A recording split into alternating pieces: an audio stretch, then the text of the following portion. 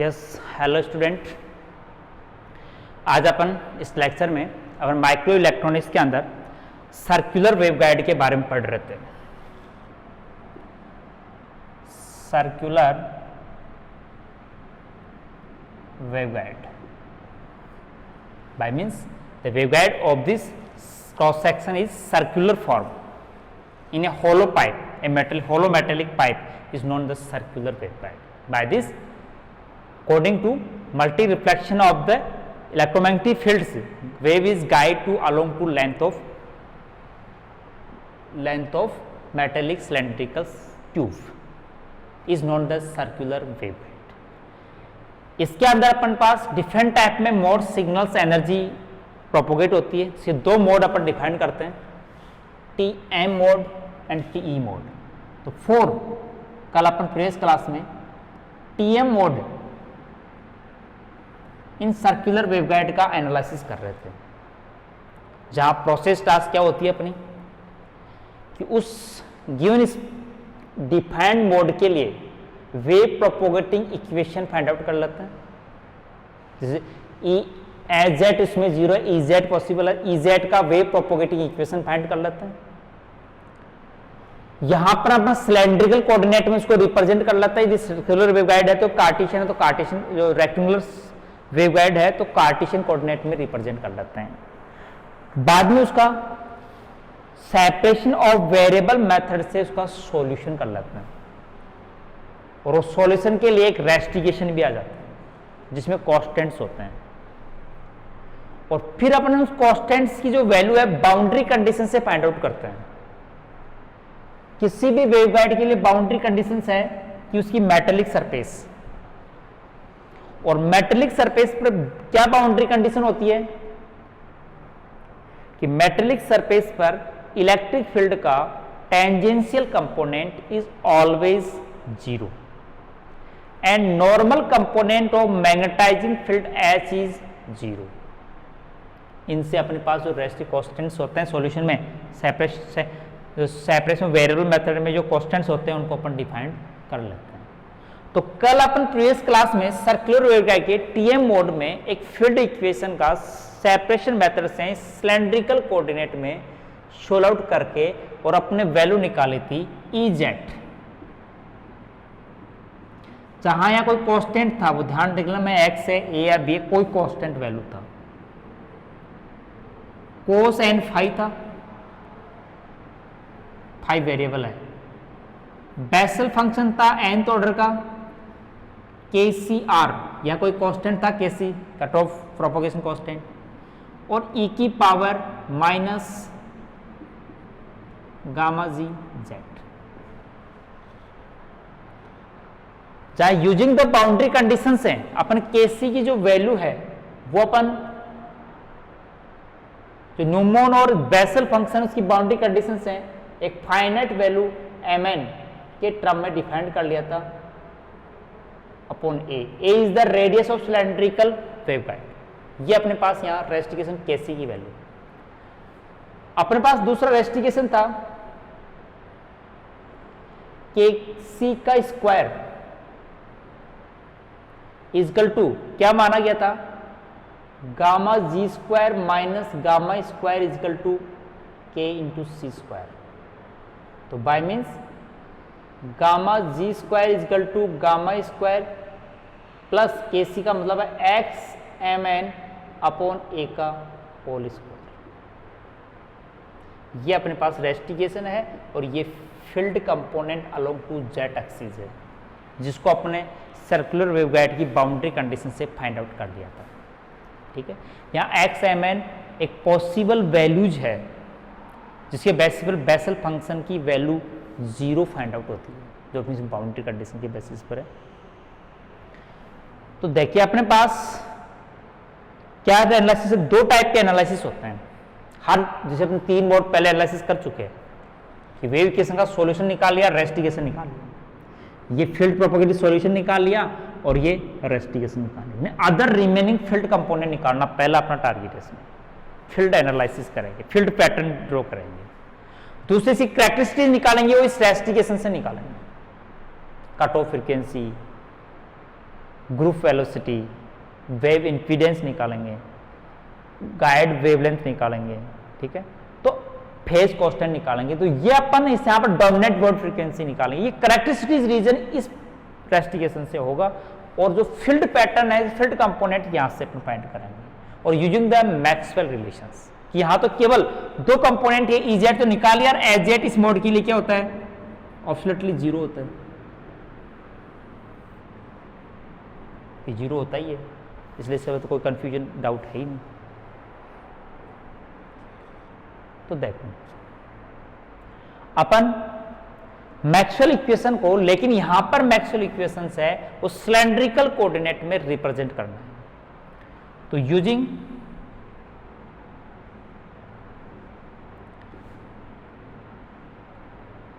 Maxwell's equation, पहले by third Maxwell equation क्या है, del cross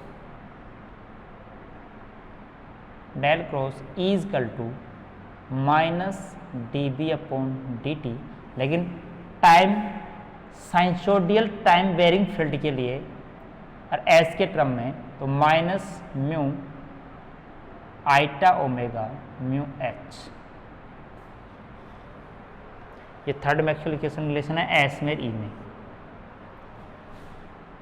bye fourth equation del cross h, यहां j आता है पर for lossless medium by means sigma is equal to zero, conduct lossless perfectly dielectric medium के लिए, ठीक है। तो जो इस परफेक्ट डाइलेक्ट्रिक मीडियम के लिए अपन डेल क्रॉस एच बराबर जे वाला पार्ट नहीं आएगा, एप्सिलॉन और डी अपॉन जो जे मतलब आइटा ओमेगा एप्सिलॉन और ई आ जाएगा। ये फोर्थ मैक्सवेल इक्वेशन का रिलेशन अपने पास यहां आ जाएगा, ठीक है। तो देखो इनको अपन सिलेंड्रिकल कोऑर्डिनेट रिप्रेजेंटेशन करते हैं, ताकि इसके फील्ड इजेड की वैल्यू ध्यान ये अपन यूज करूंगा मैं। इन फील्ड कंपोनेंट्स की वैल्यू करके मैं other remaining for field component find करने की प्रोसेस के लिए मैक्सवेल इक्वेशन के इंटररिलेशन कनेक्शन थर्ड और फोर्थ मैक्सवेल इक्वेशन को यूज कर रहा हूं, केवल बस ओनली पहले वाली कैलकुलेशन के डिस्क्रिप्शन में यहां पर डिफरेंट है कि वो कार्टेशियन कोऑर्डिनेट में एनालिसिस हुआ था, और यहां पर अपन सिलेंड्रिकल कोऑर्डिनेट में एनालिसिस करेंगे।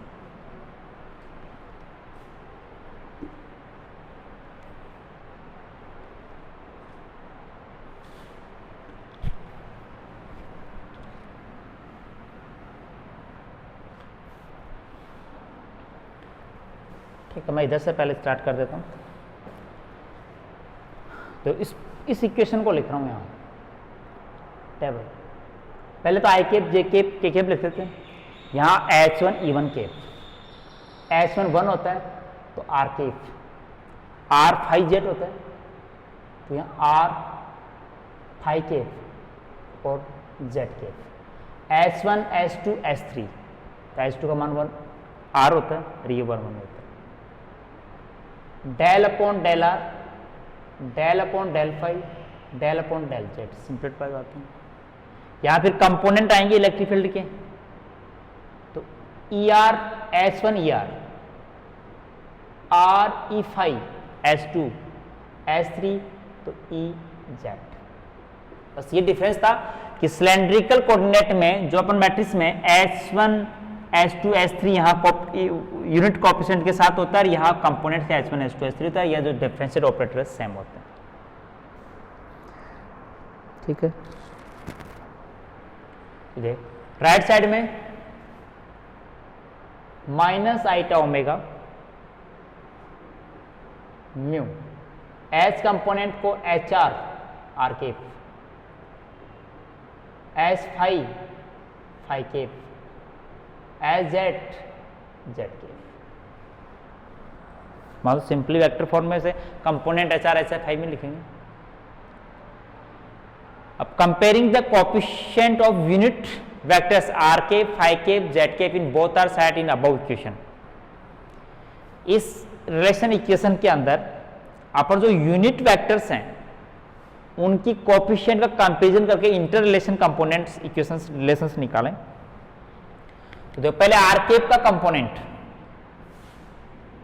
इस साइड में ऑपरेट होके इससे ऑपरेट होगा del del phi e Z del upon del Z r E phi equal to minus iota omega mu H r. ठीक है, तो अपने पास यहां इस इक्वेशन के द्वारा एक रिलेशन फाइंड हो जाता है, जो जेड के साथ आर से अपन बाहर ले सकते हैं, E Z del phi minus R ई phi upon Z minus iota omega mu H R. एक कंपोनेंट की अपने पास propagating factor along to Z axis, तो अपन जहां variation del upon del Z equal to minus gamma G factor लिखते हैं। तो ये फैक्टर यहां पर यदि मैं ऐड कर दूं तो देखो del E Z upon del phi minus plus R gamma जी ई फाई बराबर minus eta mu H R. एक रिलेशन आ गया अपने पास by comparing the R cap coefficient in both R side. तो दूसरा फाई केप कोएफिशिएंट के साथ, तो फाई केप का अपन फिर इस लेफ्ट हैंड में देखते हैं, यहां का ऑपरेशन यहां पर होगा, इसका ऑपरेशन यहां पर होगा, तो del upon del Z E are component minus del upon del R E Z equal to right side में minus iota omega mu H phi.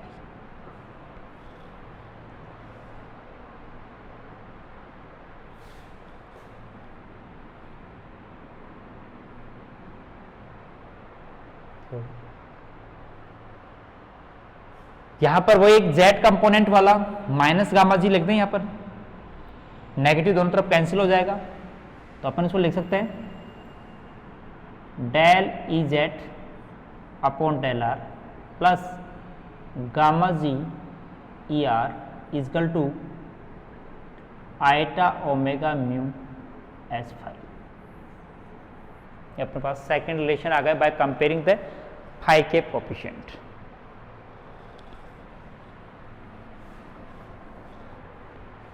तो उसी इक्वेशन में जेड के कोएफिशिएंट को लिखें,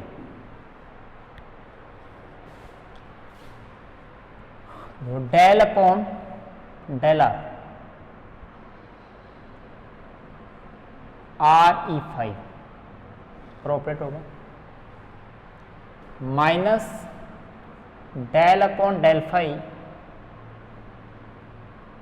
ई आर होगा equal to minus iota omega mu H Z.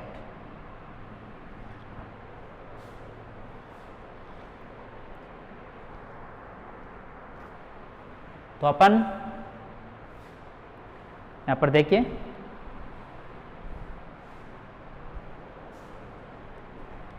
Del upon del कोई relation अपने पास प्रोपगेशन फैक्टर का नहीं है। हाँ, यहां पर ध्यान रखना कि आर इस केस से बाहर नहीं आएगा, क्यों कि आर का डिफरेंशिएशन है।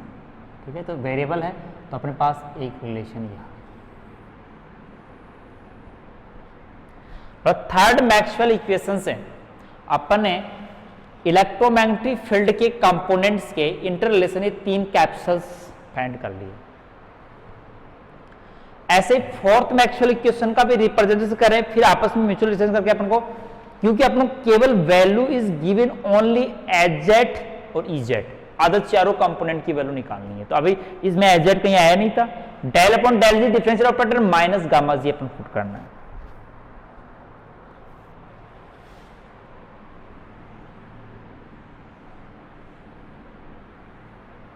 देखो इसको इक्वेशन लेते हैं,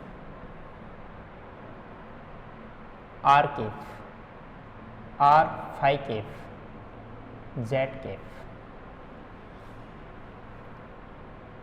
del upon del are, del upon del phi, del upon del Z. S के component H R S phi और जीरो, एच जेड जीरो है।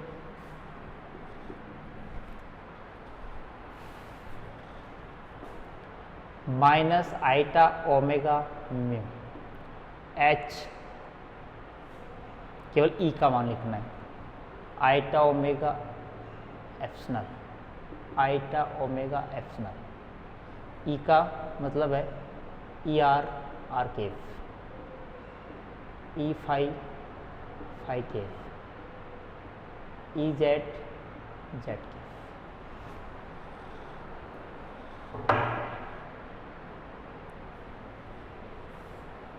तो अपन इसके भी आर केफ, फाई केफ और जेड केफ के कोएफिशिएंट का कंपैरिजन करें और तीन रिलेशंस फाइंड करें। तो आर केफ का रिलेशन, आर केफ का कोएफिशिएंट तो जीरो नेगेटिव में आ जाएगा, minus del upon del Z R S phi equal to side में eta omega epsilon E R, del upon del Z minus gamma G लिख दूं तो प्लस हो जाएगा ये, gamma G R S phi eta omega epsilon E R, एक relation है। ये आर के पी कंपोनेंट्स के द्वारा अपने पास एक रिलेशन फाइंड कर लिया। दूसरा फाई केफ,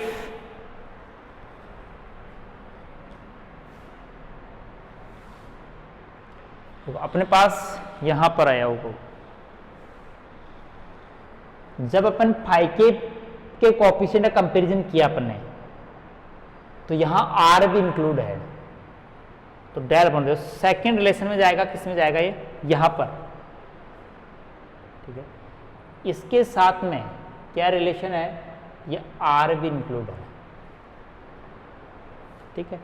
तो यहां तक अपने पास ये आर रिलेशन आएगा, रेडियल पार्ट आर, ठीक।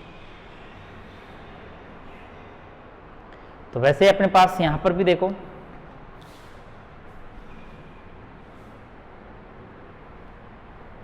आर फाई केफ, तो ये दूसरा वाला तो जीरो है पोर्ट में, तो R del upon del Z H R is equal to eta omega epsilon E phi, minus gamma Z रख दें तो minus gamma G R H R is equal to eta omega E phi, ठीक है। Third relation Z के coefficient से, इसका देखिए del upon del R R H phi minus del upon del phi H R is equal to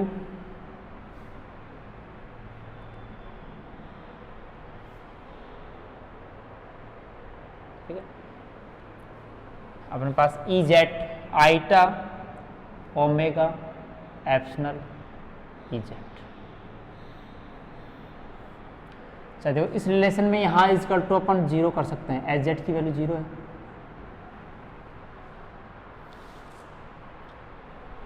तो देखो अपने पास 6 rustication terms आ गई।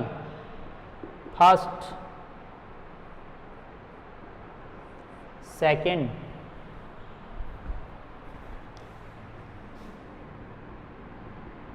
Third, fourth, fifth, six.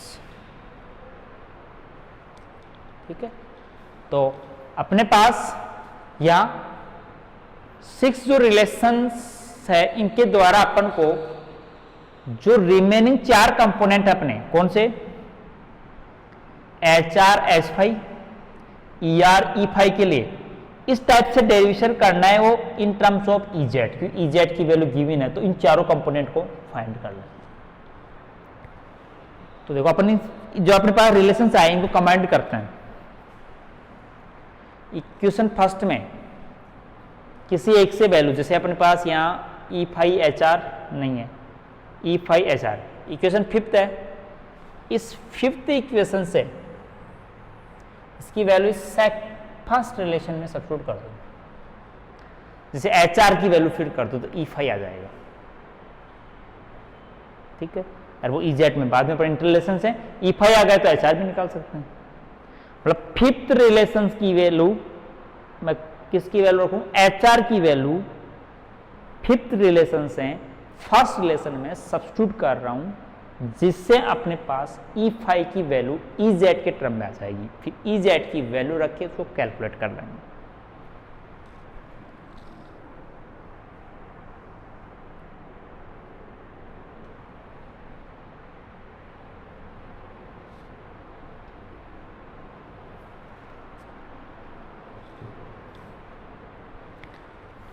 देखो फिफ्थ का रिलेशन का यहां पर वैल्यू रखूंगा, del upon del phi EZ plus R gamma G. अब बताओ E5 की वैल्यू, E5 ने HR की वैल्यू रख देंगे, E5 equal to minus iota omega epsilon omega mu HR, वहां से देखना minus iota omega epsilon E5 upon R gamma जी।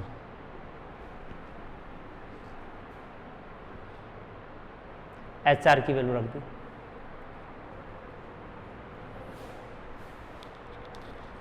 यहां देखो नेगेटिव पॉजिटिव होगा, लेकिन आइटा आइटा वापस नेगेटिव हो जाएगा, इस नेगेटिव को इस साइड में ले आएंगे, पॉजिटिव हो जाएगा, E5Z को उधर ले जाते, लेफ्ट में करके E5 कॉमन ले लें तो R gamma G plus omega square mu epsilon upon R omega G, और E5 कॉमन आ गया, equal to minus EZ upon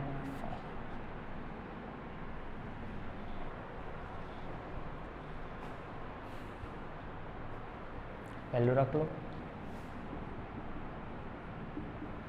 इसको एलसीएम लेके सोल्व करके उधर ले जाओ, तो R गामा जी नेगेटिव रहेगा, R स्क्वायर गामा जी square plus omega square mu epsilon del EZ upon del phi. ये 5 component of electric field derivation expansion आ गया अपने पास। EZ की वैल्यू है अपने पास, उसको फाई के रेस्पेक्ट में डिफ्रेंशिएशन करिए, सब कॉन्स्टेंट्स है, वैल्यू रख के अपने इसकी वैल्यू फाइंड कर सकते हैं, ठीक है। फर्स्ट मतलब फिफ्थ का फर्स्ट में रिलेशन से अपने पास एक क्वेश्चन आ गया। अब मैं क्या कर रहा हूं, फोर्थ रिलेशन की वैल्यू इस सेकंड रिलेशन में रखो और वहां से H5 की वैल्यू इक्वेशन सेकंड में रख दो, ताकि ER की वैल्यू कैलकुलेट हो जाएगी।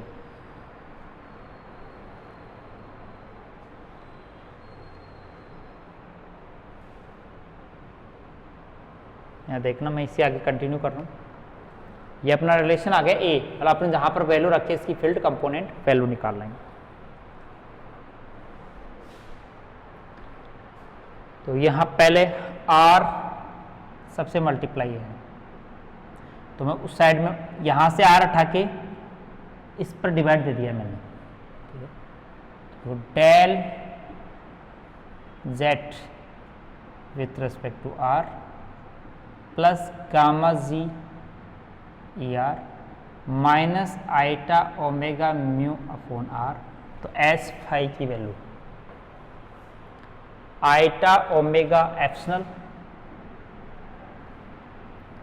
ई R upon are gamma ji.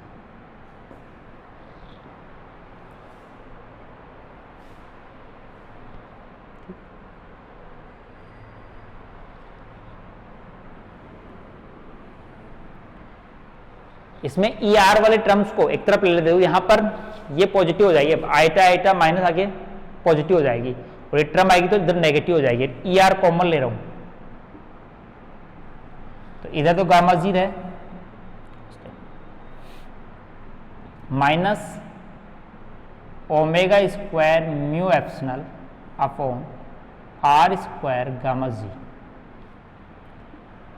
Is equal to उस साइड में जाएगा तो नेगेटिव हो जाएगा del E Z upon del r. तो इसको डिवाइड करते ई आर कंपोनेंट के लिए एक्सपेंशन क्या हो जाएगा e are is equal to LCM लेके तो ऊपर आ जाएगा आर स्क्वायर गामा जी तो अपॉन गामा जी square minus omega square mu epsilon. ठीक है और माइनस नेगेटिव है तो del E Z upon del R. ये इलेक्ट्रिक फील्ड के दोनों component E phi E are की वैल्यू निकाल सकते हैं ई जेड की वैल्यू सब्स्टिट्यूट करके। ई जेड की वैल्यू अपन पहले निकाल चुके हो।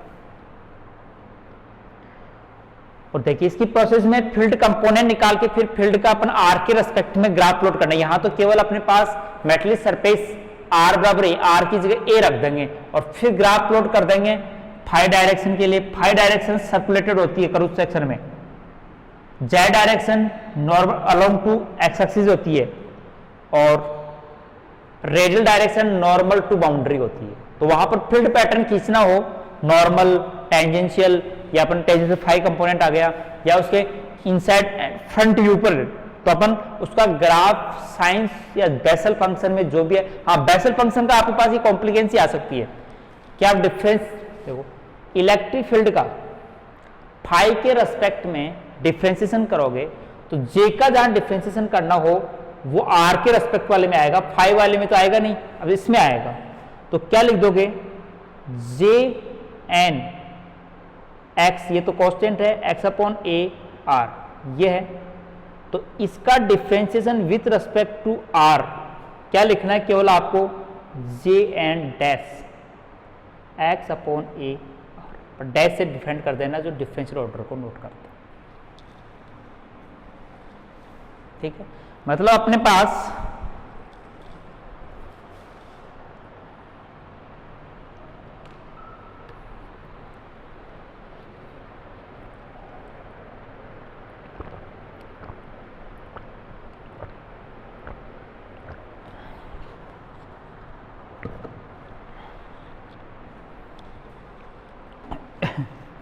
तो देखिए अपने पास ई फाई की वैल्यू निकालने के लिए मैं ई जेड की वैल्यू सब्स्टिट्यूट कर रहा हूं। केवल अपन को इस साइड से मैं रफ कर देता हूं।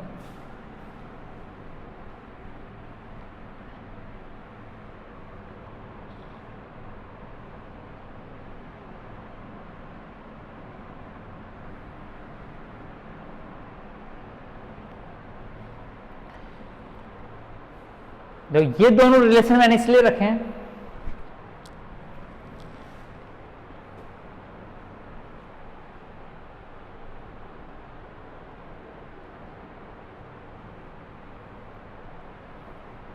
विचार कि पहले मैं यहां काउंट करके बता रहा हूं आपको। ई फाई की वैल्यू मैं ई जेड को सब्स्टिट्यूट करके यहां निकाल लूंगा, फिर ई फाई की वैल्यू फिफ्थ इक्वेशन में रख के एच आर निकालना है। ई फाई की वैल्यू ई जेड की वैल्यू रख के वहां कैलकुलेट कर लेना, फिर ई फाई की वैल्यू यहां रखनी है तो एच आर कैलकुलेट हो जाए। दूसरे इस रिलेशन में ई आर की वैल्यू ई जेड की सब्स्टिट्यूट करके काउंट कर लेंगे, फिर इस ई आर की वैल्यू को यहां रख देंगे तो एच फाई आ जाएगा, क्योंकि मुझे 4 कंपोनेंट निकालने हैं। तो यहां डिफरेंशिएशन अपन 2 जो इक्वेशन है उसमें सब्स्टिट्यूट करना है, यहाँ वैल्यू करके रिलेशन फाइंड करना है। ठीक है, तो मैं EZ की वैल्यू बता देता हूं आपको। EZ की वैल्यू क्या है?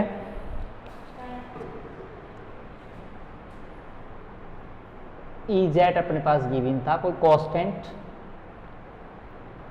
Cosine phi, Bessel function x mn a r e की पावर माइनस गामा जी Z. Wave field equation solution. तो पहले मैं इसमें रख रहा हूं और यहां वैल्यू ई फाई की वैल्यू कैलकुलेट कर रहा हूं। देखिए E phi Z minus R gamma G R square gamma जी स्क्वायर प्लस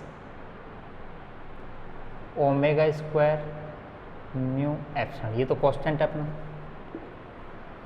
EZ का फाई के रेस्पेक्ट में डिफरेंशिएशन करना है, तो ए कांस्टेंट है, जे कांस्टेंट है, ई फाई के रेस्पेक्ट में केवल कोस एन फाई का होगा, तो माइनस एन साइन फाई, तो minus N A sine N phi as it आ जाएगा Bessel function X M N upon A R A की पावर गामा जी जेड। तो अपने पास यहां नेगेटिव नेगेटिव पॉजिटिव हो जाएंगे, तो R gamma G N A constant नीचे आर स्क्वायर गामा जी square omega square mu epsilon. ठीक है, साइन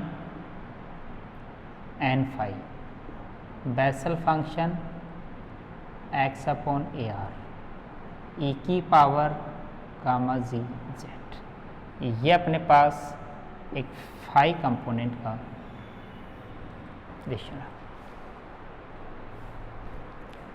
मतलब ई फाई कंपोनेंट अपन ने फाइंड कर लिया for the circular wave TM mode in specially m n. जो m n number of possible sets of MNs are defined in conditions are known the possible modes of TM, और उसमें have the lowest cut off frequency, उन मोडों में से जिसकी lowest cut off होगी वो dominate mode होगा। तो अपन E5 की वैल्यू क्या हम सब्स्टिट्यूट करो, इस फिफ्थ में करो, तो अपन HR निकालते हैं। ठीक है,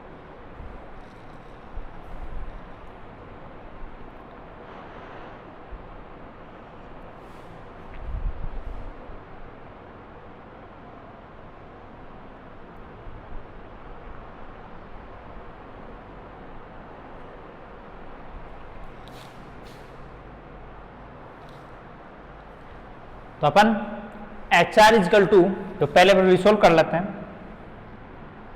minus eta epsilon upon are gamma G और ई फाई। तो ई फाई की वैल्यू यहां से आ जाएगी, तो देखो गामा जी कैंसिल हो जाएगा, आर कैंसिल हो जाएगा और नेगेटिव आ जाएगा,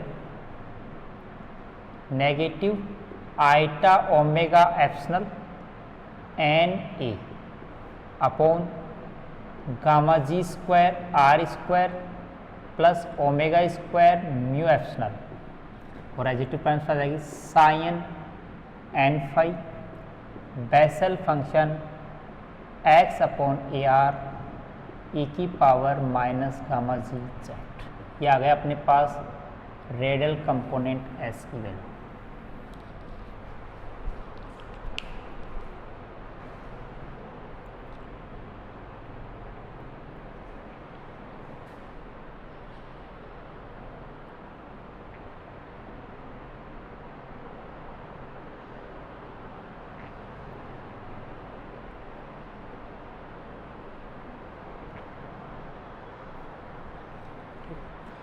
तो वैसे ही देखो इस रिलेशन में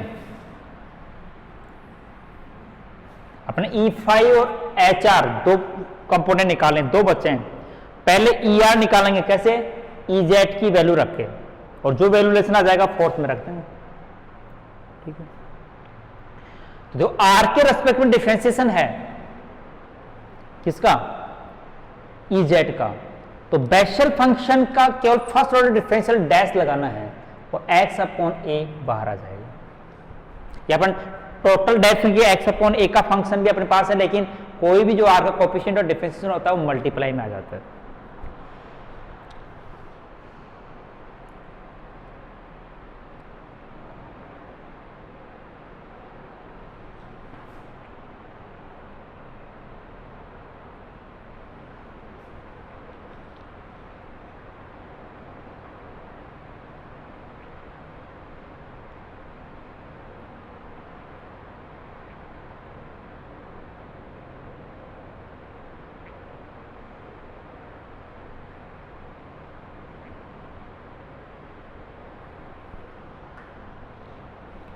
ठीक है, तो मैं इजेड की वैल्यू रखे इसको सॉल्व कर रहा हूं। नोट कर लेना एच आर की फील्ड वैल्यू आ गई है, ई फाइव की वैल्यू ये है। अब केवल मैं इस रिलेशन में एजेड की वैल्यू रख के ई आर फाइंड कर रहा हूं और फिर इस रिलेशन में ई आर की वैल्यू रख के एच फाइव फाइंड करूंगा। बस सारे 6 कंपोनेंट्स फाइंड हो जाएंगे।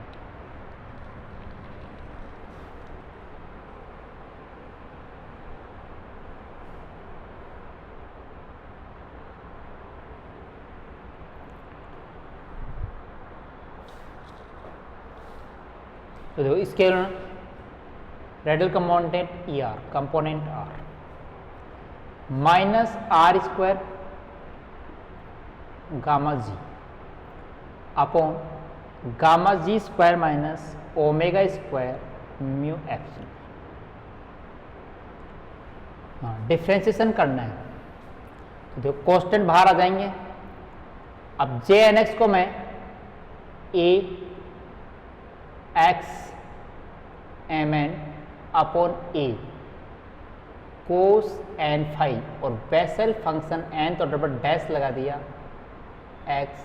तो देखो अपन कई बार आपको derivation x upon A multiply में नहीं आएगा, ठीक है, तो वहां पर कंप्लीट पर डैश लगा दिया कि एक्स अपॉन ए आर का मतलब पूरे बेसेल फंक्शन का डिफरेंशिएशन है। हो सकता है कोई भी आर के मल्टीप्लाई में किसी वेरिएबल के मल्टीप्लाई जब डिफरेंशिएशन करते हैं उसका मल्टीप्लाई फैक्टर मल्टीप्लाई में आ जाता है, ठीक है। पर डैश से नोट कर दिया कि पूरा ही डिफरेंशिएशन अपने पास ये रिमेनिंग है minus gamma G.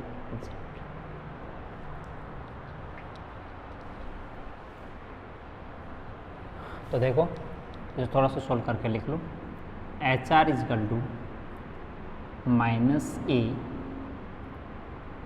R square gamma जी square omega square mu epsilon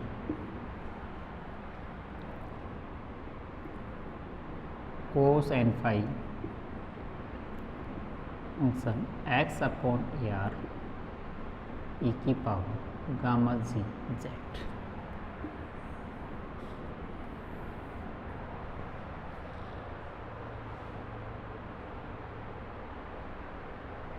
अब देखिए ई आर की वैल्यू मैं यहाँ फोर्थ रिलेशन में रख रहा हूँ ताकि अपने पास क्या आ जाए एच फाइव की वैल्यू आ जाए। तो इसके लिए एच फाइव के लिए सोल्व कर लूँ इसको पहले। एच फाइव बराबर minus iota omega upon are gamma ji E r. E are की वैल्यू अपन निकाल ली वो सब्स्टिट्यूट कर देते तो नेगेटिव कैपिटल ए रहेगा, ओमेगा एप्सिलॉन रहेगा, आर स्क्वायर में केवल आर रहेगा, गामा जी रहेगा। गामा जी कैंसिल हो जाएगा और एक आर की पावर कैंसिल हो गई तो गामा जी square minus omega square mu epsilon आ गया। सेम का same cos N five Bessel function x upon A R E की पावर गामा जी जेड। ये लो अपने पास कंपोनेंट फाइंड कर लिया एच फाई का, ई फाई का।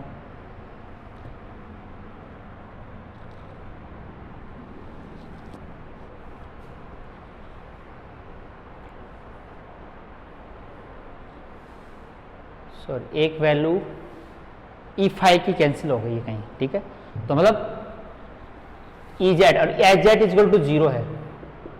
ऑल 6 कंपोनेंट्स अपने सिलेंड्रिकल या सर्कुलर वेवगाइड के टीएम मोड प्रोपोगेशन के लिए 4 डिफाइंड एमएन मोड के लिए अपन ने क्या कर लिया, फील्ड कंपोनेंट्स फाइंड आउट कर लिए। इन फील्ड कंपोनेंट्स को डिस्ट्रीब्यूशन जो पैटर्न ग्राफ है वो अपन कहां पर करते हैं, डिस्ट्रीब्यूशन प्लान कहां पर करेंगे अपन इसका, कि at boundary means R at R बराबर ए पर, आर बराबर ए रख दो। अब अपन सभी का बाउंड्री के ऊपर डिस्ट्रीब्यूशन विथ रेस्पेक्ट टू, मान लो एच आर है, तो अपने पास आर बराबर सब्स्टिट्यूट करने के बाद में ये फाई का फंक्शन और जेड का फंक्शन रहेगा। तो ग्राफ खींच लेंगे फाई 0 से 2 पाई तक, और जेड का है तो 0 से इंफिनिटी तक। एच आर का फिर डिस्ट्रीब्यूशन ग्राफ ड्रॉ करना है, आर बराबर ए रख देंगे बाउंड्री एट बाउंड्री, तो ये अपने पास किसका ग्राफ रहेगा, फाई का और जेड का। तो अपने पास टेंजेंशियल कंपोनेंट और नॉर्मल कंपोनेंट अपन को निकालने हैं। तो देखो ई आर क्या है, नॉर्मल टू बाउंड्री है, ई फाई टेंजेंशियल नॉर्मेंट है, एच आर नॉर्मल मैग्नेटाइजेशन है, एच फाई टेंजेंशियल फाई है। तो ऑटोमेटिक बाउंड्री पर ये 4 फील्डों से 2 फील्ड हो जाएंगे। क्यों, बाउंड्री पर टेंजेंशियल ई और नॉर्मल एच हमेशा 0 रहेंगे, पर बाउंड्री पर एच आर 0 आएगा, एच फाई एग्जिस्ट होगा। बाउंड्री पर ई आर 0 आएगा, H phi exist, H phi 0 आएगा, ई आर एग्जिस्ट रहेगा। तो दो के एक नॉर्मल और टेंजेंशियल कंपोनेंट के ग्राफ स्केच डॉट करना है। वैल्यूज अपन को 5 वेरिएबल 0 से 2 पाई, और जेड का खींचना हो तो 0 से इनफाइनाइट तक, व्यू पॉइंट में से फ्रंट व्यू के अंदर ड्रा खींचना। यह है फील्ड पैटर्न एनालिसिस। अब दूसरा अपन characteristic analysis of cylindrical waveguide in TM defined mode.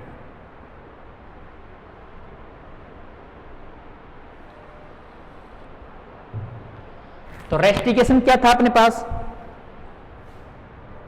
Rustication था gamma ji is equal to and root में लिखें तो गामा स्क्वायर माइनस के सी का square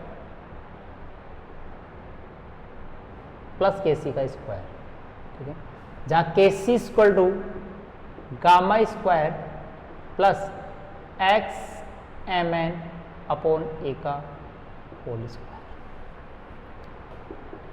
4 lossless propagation sigma is equal to 0, तो गामा स्क्वायर इजकल टू आएगा माइनस ओमेगा स्क्वायर एप्सिलॉन। ये free space propagation constant है, तो ये वैल्यू अपन रखें gamma ji is equal to omega square mu epsilon plus X M N upon ए का whole square. 4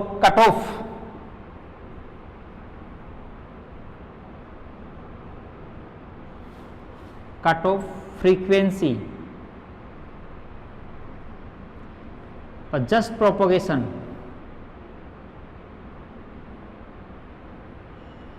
gamma ji is equal to 0 पर अपन लिख सकते हैं omega square is equal to omega square mu epsilon equal to X M N upon A, under root में करेंगे तो के सी का स्क्वायर है तो स्क्वायर आ जाए। और इस फ्रीक्वेंसी को नाम क्या दे देंगे, cut off angular frequency. XMN कोई फाइनाइट वैल्यूज है जहां बेसल फंक्शंस है की वैल्यू है वो 0 होती है,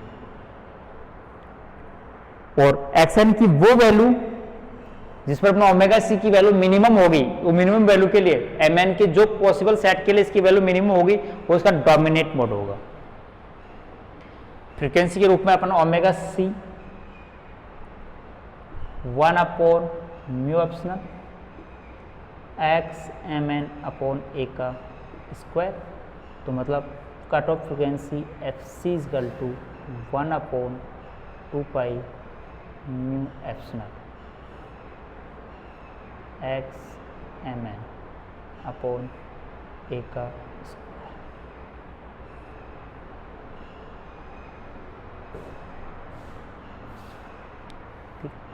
कट ऑफ फ्रीक्वेंसी का एक्सपेंशन। अच्छा, इसको अपन कट ऑफ फ्रीक्वेंसी के एक्सपेंशन के टर्म में लिख सकते हैं गामा जी को, क्योंकि प्रोपोगेशन के लिए गामा इज द इमेजिनरी।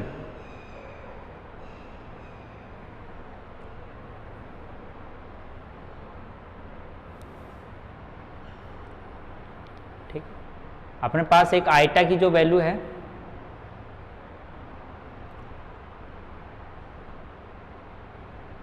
जैसे आइटा अपन बढ़ा लेंगे, इसको नेगेटिव कॉमन लेके मैं यहां पर पहले इस गामा जी को वैल्यू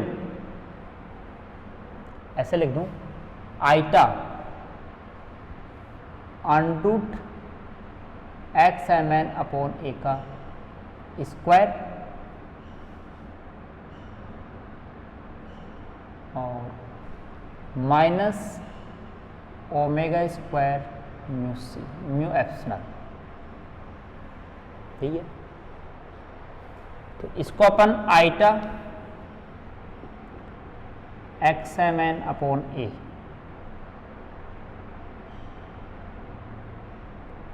म्यू एप्सिलॉन की वैल्यू को या x अपॉन ए के स्क्वायर इज इक्वल टू क्या लिख सकते हैं अपन, ओमेगा सी का स्क्वायर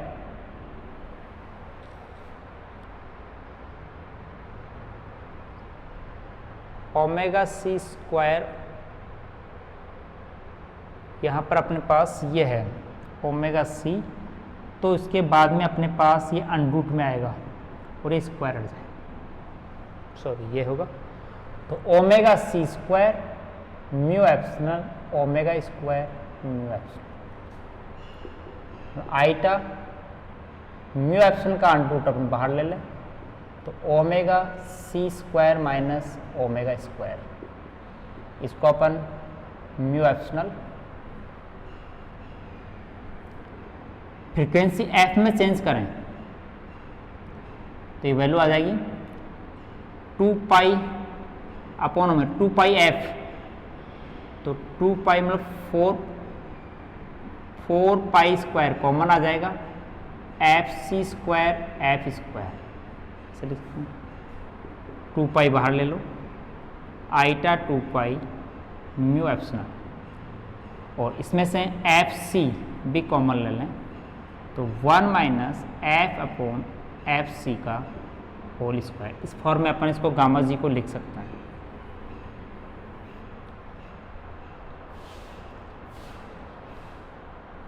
तो देखिए अपने पास यहाँ प्रोपोगेशन कांस्टेंट गामा जी की वैल्यू, आगे तो अपन फेज कांस्टेंट वैल्यू निकाल सकते हैं, फेज कांस्टेंट मतलब बीटा जी, मतलब for propagation should be gamma G is equal to iota beta G, imaginary होना चाहिए, रियल होगा तो डिक्रीमेंट हो जाएगा, अटेन्यूएशन हो जाएगा वेव का, नॉट प्रोपोगेट साइनसोइडली। तो अपन इसके लिए by comparing the above equation beta G मतलब आइटा छोड़ दो 2 pi mu epsilon frequency F C under root 1 minus F upon F C का स्क्वायर।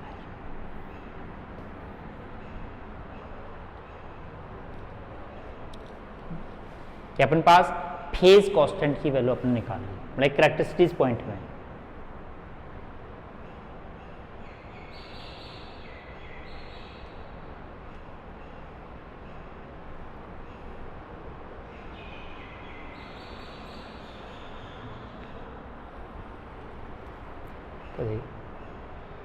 फेज वेलोसिटी अपने sorry group velocity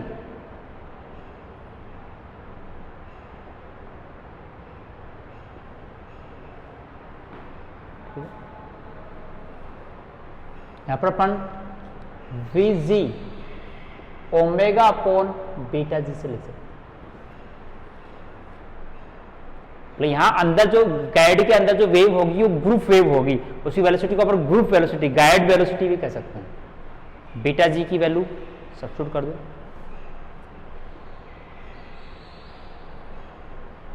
omega upon 2 pi mu epsilon F सी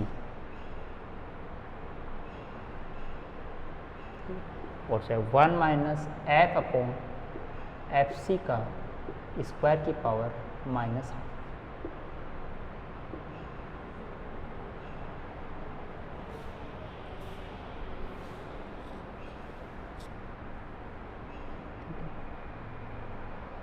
group velocity से guide velocity निकाल सकते हैं। Sir guide velocity guide wavelength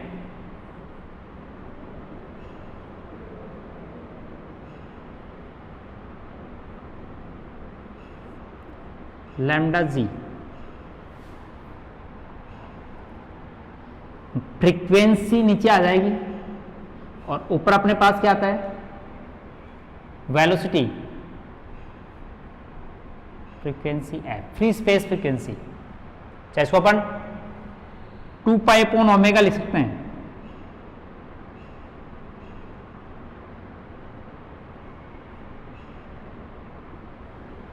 ठीक है, वहां देखिए अपन ग्रुप वेलोसिटी की वैल्यू सॉरी ओमेगा अपॉन 2 पाई, ग्रुप वेलोसिटी की वैल्यू ओमेगा अपॉन बीटा जी, तो 2 पाई अपॉन बीटा जी, बीटा जी की वैल्यू है तो क्या एक गाइड वेवलेंथ पर।